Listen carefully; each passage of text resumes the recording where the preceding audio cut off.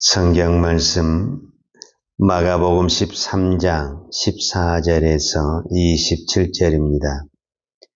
멸망에 가증한 것이 서지 못할 곳에 선 것을 보거든 읽는 자는 깨달을진저 그때 유대에 있는 자들은 산으로 도망할지어다. 지붕 위에 있는 자는 내려가지도 말고 집에 있는 무엇을 가지러 들어가지도 말며 밭에 있는 자는 겉옷을 가지러 뒤로 돌이키지 말지어다. 그날에는 아이 뵌 자들과 젖먹이는 자들에게 화가 있으리로다. 이 일이 겨울에 일어나지 않도록 기도하라. 이는 그 날들이 환난의 날이 되겠습니다. 하나님께서 창조하신 시초부터 지금까지 이런 환난이 없었고 후에도 없으리라. 만일 주께서 그 날들을 감하지 아니하셨더라면 모든 육체가 구원을 얻지 못할 것이오늘 자기가 택하신 자들을 위하여 그 날들을 감하셨느니라. 그때 어떤 사람이 너에게 말하되 보라 그리스도가 여기 있다 보라 저기 있다 하여도 믿지 말라.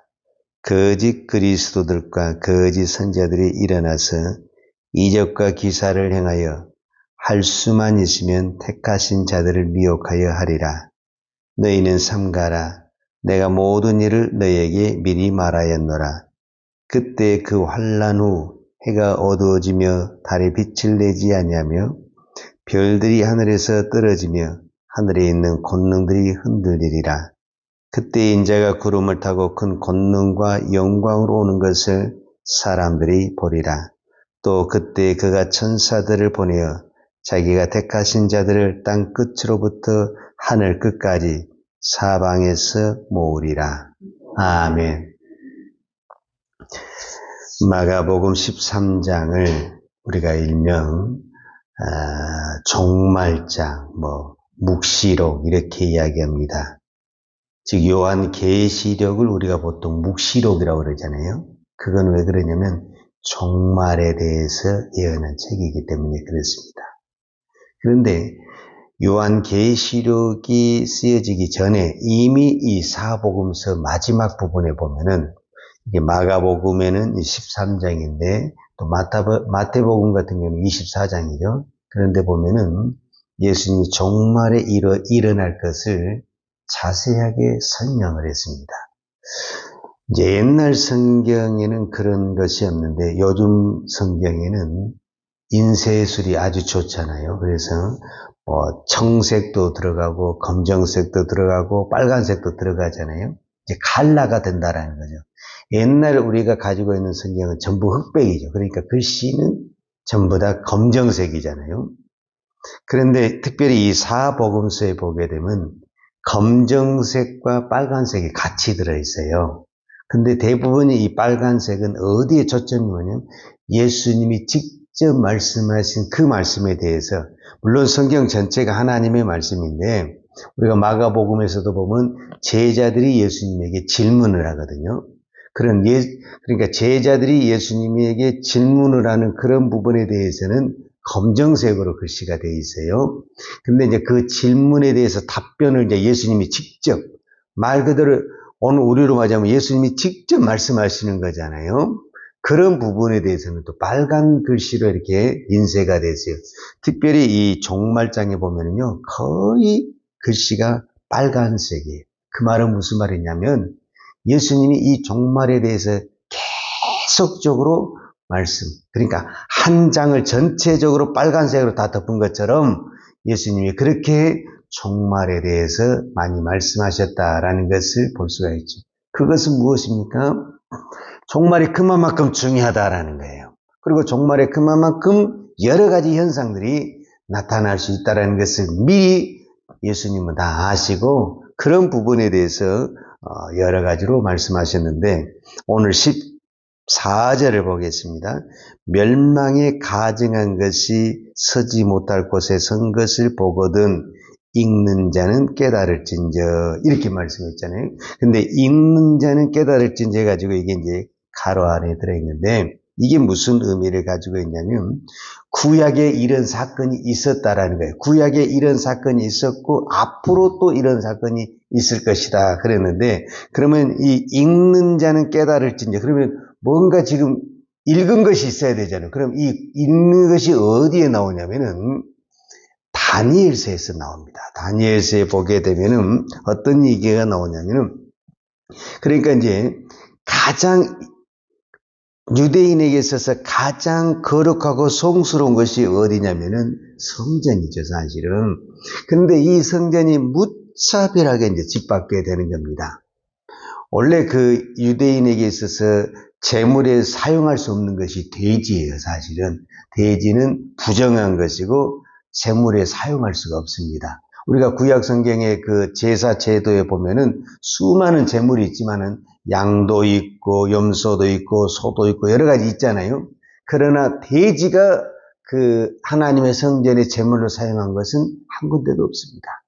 돼지는 부정한 것으로 인정이 되어 있어요. 그런데 이 멸망에 가증한 것, 이렇게 표현이 됐는데, 이것이 무엇을 상징하냐면 이 성전에 가장 가증한 것들이 올라와서 하나님 앞에 제사를 드리게 된다는 거예요. 그럼 왜 이런 현상이 나타났느냐? 결국 이제 성전이 멸망한 건데, 이거는 이제 다니엘서에서 나왔다는 것은 무엇을 말해주고 있냐면은, 그때 당시 전쟁이 일어나서 그렇게 그 전쟁에서 성전이 무차별하게 멸망을 했는데, 지금 앞으로도 이 성전이 또다시 멸망할 것을 예수님이 예언적으로 말씀을 하고 있는 거예요. 그럼 왜 이 성전, 이 거룩한 성전, 하나님이 계신 성전이 멸망하느냐? 원인은 딱 하나입니다. 성전은 하나님의 율법이 있어야 되고 하나님의 말씀이 있어야 되고 하나님의 성령이 계셔야 되는데, 이 성전이 원래 그 적군에 의해서 멸망하기 이전에 이미 이 성전에 섬기는 사람으로부터 탐심과 타락과 우상이 가득한 성전이 되어버렸다는 거예요. 그러니까 겉으로 보기만 성전이지 더 이상 성전이 아니라는 거예요. 그러니까 그 성전은 세상에 오만 가지 우상과 탐욕으로 가득한 성전이 됐기 때문에 멸망할 수밖에 없는 환경이 됐다. 이 무서운 얘기거든요. 그러니까 겉으로 보기에는 거룩한 성전이죠. 지금 이제 우리가 어제도 보았지만은 이 성전은 헤롯 성전으로서 웅장하게 지어진 성전이죠. 누가 봐도 이거는 정말 웅장하고 아름답고 어마어마하게 지어졌죠. 제자들도 그 성전을 보고 이렇게 감탄할 정도로 대단한 성전이었는데, 중요한 것은 그 건물이 중요한 것이 아니라 그 안에 무슨 일이 벌어지고 있는지, 이게 중요한데, 그 안에서 오만 가지 우상과 탐욕이 가득한, 그러니까 우상이라는 것은 성전 안에 꼭 다른 신들을 가져놨다라는 그런 개념보다는 그 성전의 성전상에 탐욕으로 가득 찬 그 자체가 우상이었다, 이렇게 표현을 한 거예요. 우리가 잘 아는 대로 골로새서 3장 5절에 보게 되면은 탐심이 뭐라고 그럽니까? 탐심이 우상이다, 이렇게 표현을 하잖아요. 그러니까 이 성전 안에 오만 가지 세상의 욕심과 탐심으로 가득한 그것이 곧 무엇이냐? 우상이다, 이렇게 표현을 하고 있는 거예요. 그러니까 하나님을 성지할 성전이 우상을 섬기고 있다. 그러면 어떻게 해야 되겠어요? 망해야 되는 거지. 그러니까 성전은 외부에 의해서 망한다, 이렇게 생각하면 안 됩니다. 겉으로 보기에는 이제 구약에서는 바벨론이나 아수르에서 멸망하고, 실제적으로 오늘 예수님이 예언한 것은 AD 70년경에 로마의 디도 장군에서 멸망이 이루어져요. 역사적 기록을 보면은. 그러니까 이 겉으로 보기에는 다 외부 침략에 의해서 멸망이 되죠. 그러나 실제적으로는 그 외부 침략이 오기 이전에 이미 내부에서 어떻게 됐다는 거예요? 망했다. 그 망한 것이 뭐 때문에 망했냐? 탐심, 욕심, 우상 숭배로 망했다라는 거예요. 그런데 이미 탐심이 가득한데 겉으로 보기에는 화려하고 겉으로 보기에는 웅장하고 뭔가 이렇게 보여주는 것들이 있었다는 거예요. 그런데 우리 주님은, 하나님은 겉을 보는 것이 아니라 우리의 속을 보는 거잖아요. 이미 속이 세상의 것으로 가득 차서 멸망을 했다는 거예요. 그 멸망이 이제 실제적으로 눈에 보이게끔 이제 다른 나라의 대적들이 와서 멸망을 하는데 이 멸망이 비참하게 된다는 거예요. 비참하게 된다. 여러분, 전쟁은요, 말 그대로 죽음입니다. 죽음. 특히 여기서 17절에 보면 그날에는 아이벤 자들과 젖먹이는 자들에게 화가 있으리라 그랬거든요. 이렇게 전쟁이 일어나면 사람이 도망을 가야 되거든요. 그런데 도망을 못 간 사람이 바로 이 두 사람이야. 아이벤 여인이 어떻게 빨리빨리 도망을 갈 수가 있겠어요? 도망을 갈 수가 없어요. 보호를 받을 수가 없어. 이 두 사람은 특별히 보호를 받아야 될 사람이거든요. 근데 보호를 받을 수가 없어. 그리고 적군이 쳐들어올 때 제일 이제 침략을 해 가는데 가치가 있는 것이 있고 가치가 없는 것이 있어요. 대부분 가치가 있는 것을 잡아가게 돼 있잖아요. 근데 가치가 있는 것은 건강한 남자. 왜냐면은 일을 시킬 수 있고 또 노예로 팔아먹을 수가 있죠. 또 젊은 여자. 이런 것도 다 팔아먹을 수가 있죠. 그러니까 여기는 가치가 있는 거예요. 그러니까 여기는 다 잡아가서 좋게 데리고 가는 거예요. 근데 가치가 없어, 가치가. 그 가치가 없는 게 젖먹이 애기, 임신부. 이 사람은 가치가 없어요. 그러니까 무차별하게 버림을 받게 되고 당하게 돼요. 전혀 보호를 받지 못하는 거예요. 그러니까 이 사람들에게 가장 큰 잔인한 시간이고 무서운 시간이 전쟁이라는 거예요. 지금 우리는 이제 전쟁을 겪은 세대가 아니기 때문에 별로 감이 없죠, 사실. 근데 전쟁이 일어나면 말 그대로 인간이 아닌 거죠, 사실은.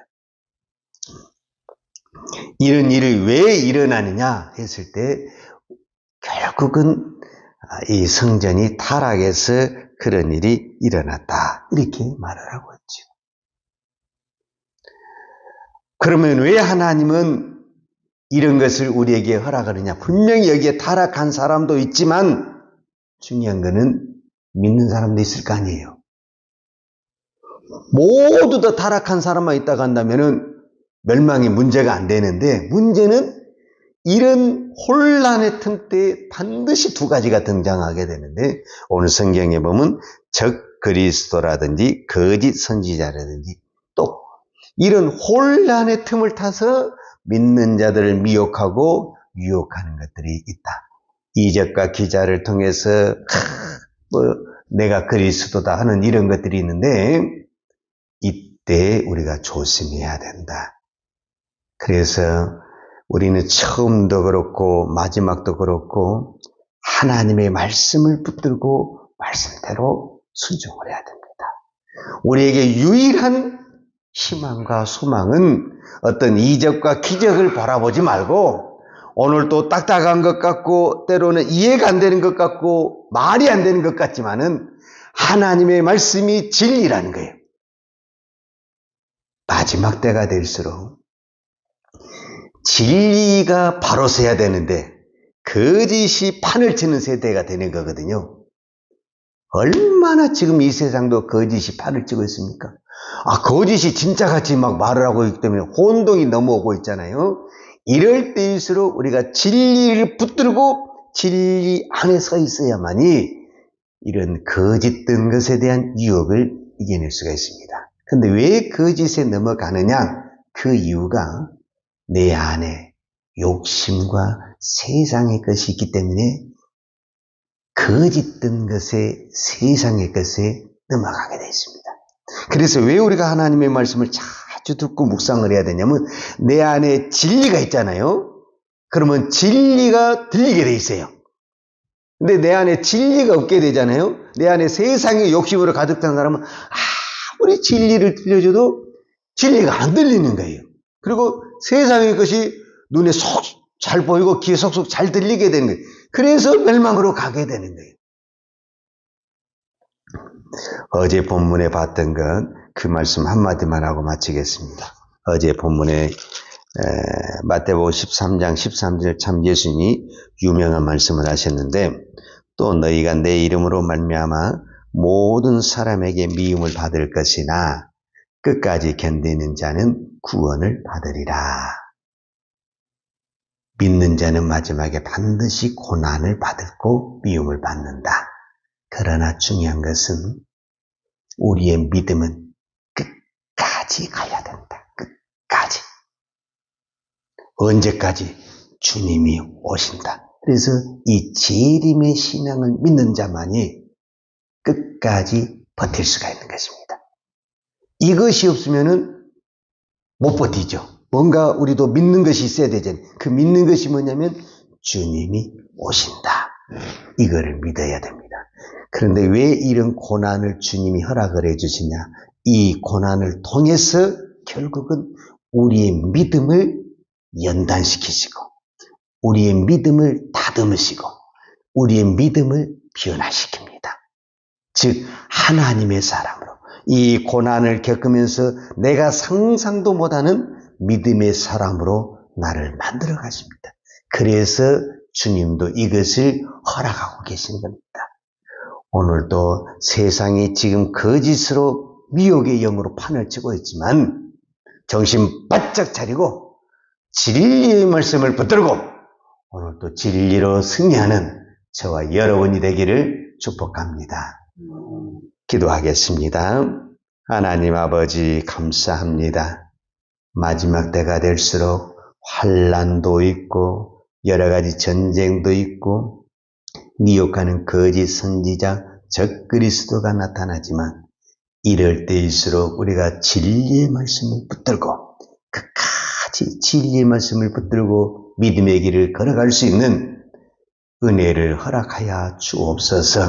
우리가 때로는 이 진리를 잘 분별하지 못해서 혼동할 때도 있지만 그때마다 하나님께서 우리에게 깨달음을 주시고 밝히 보여주셔서 어떤 것이 거짓이고 어떤 것이 진리인가를 잘 분별하고 어떤 환경 속에서도 세상에 헛된 것을 붙들지 않냐고 진리를 붙들고 끝까지 인내하며 견뎌낼 수 있는 인내의 믿음을 허락하여 주옵소서. 오늘도 우리가 인내로 승리하기를 원합니다. 오늘도 하나님의 말씀을 붙들고 끝까지 인내할 때 주님은 반드시 그 인내하는 자에게 믿음의 복, 하나님의 하늘의 복을 허락하여 주실 줄로 믿습니다. 오늘도 이 믿음으로 승리하게 하여 주옵소서. 예수님의 이름으로 기도하였습니다. 아멘. 요한은 내게 복을 주시고 너를 지키시기를 원하며 요한은 얼굴로 내게 비추사 은혜 베푸시기를 원하며 요한은 얼굴을 내게로 향하여 드사 평강 주시기를 원하노라. 이제는 이 교회의 머리 되신 우리 주 예수 그리스도의 은혜와 독생자를 보내주신 아버지 하나님의 그 크신 사랑과 성령님의 풍성한 은혜가 오늘도 이 마지막 때의 진리의 말씀을 붙들고 끝까지 인내하며 승리하기를 원하는 사랑하는 주의 종들 머리머리 이해와 이 나라의 민족과 한국 교회에 온 열방의 이 생명의 복음을 증가하는 선교사님들 이해와 사랑하는 주의 자녀들 머리 위에 이제부터 영원토록 함께 있을지어다. 아멘.